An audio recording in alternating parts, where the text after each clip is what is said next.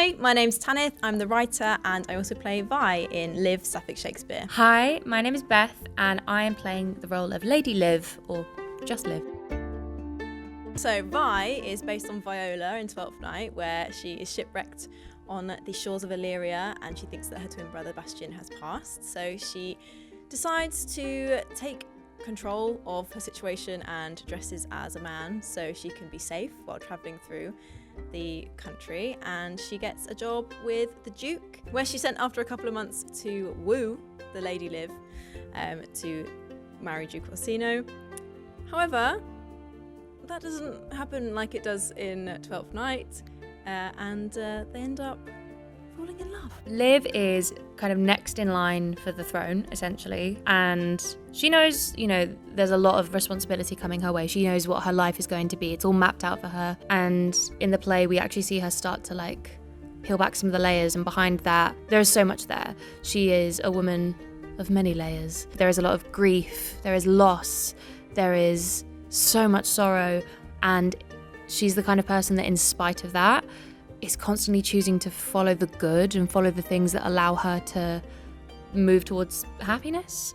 And yeah, I think she's kind of loyal to herself and her morals, and kind of loyal to the people that show care for her and also show care for what she stands for. And I just think she's such a great example of a multifaceted woman, a woman who is unafraid to say no, a woman who is unafraid to stand up for what she believes in. She's kind of really cool. She's really cool, and I admire her a lot. Hi, my name's Tanith. I'm the writer and I also play Vi in Liv, Suffolk Shakespeare. Hi, my name is Beth and I am playing the role of Lady Liv, or just Liv. I'm Katie and I am the director on Liv, Suffolk Shakespeare.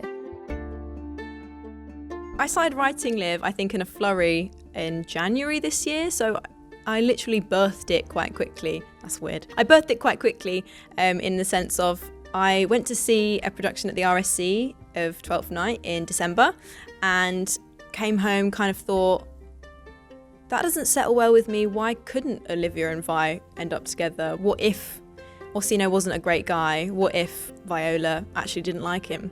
It kind of came out of a study of 18 months of grief. What would that do to a person, and who would they look for comfort? Tanith, the writer and co-star, is we went to university together for all 3 years, and we bonded over the fact that our dissertations were both about Shakespeare. We suffered and served in that together, and I think, it really, really bonded us. And fast forward 5 years, and Tanith messages me, and I was in the middle of no acting jobs, why does life hate me?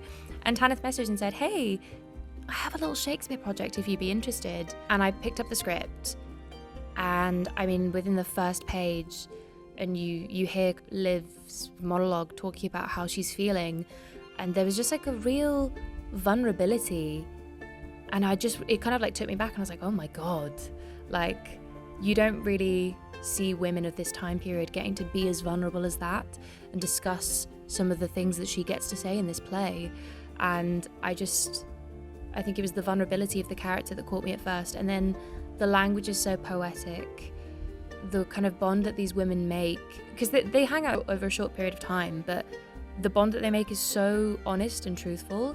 And I think as girls, you meet a girl in the bathroom and have an in-depth conversation and you're tied together for life. I think it was so truthful to just the experience of girlhood and how fast these bonds are made and how vital they are. And yeah, it was just that, the vulnerability, the poetry of the language. There are some immaculate song selections as well.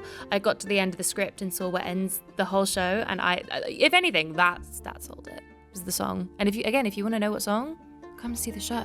I love the plot premise. I think when Tanith first explained her idea to me and kind of presented me with the script, suddenly I was kind of faced with this almost glaringly obvious possibility that I was a little bit annoyed that I never thought of before, but kudos to her. I love Shakespeare's plays, I love adaptation, I love the language, but I just think it's so exciting to be able to look at characters that we love and know really well and kind of say, what if they were placed in a different world? What if they existed today? What if they were able to make different choices, and what would happen then?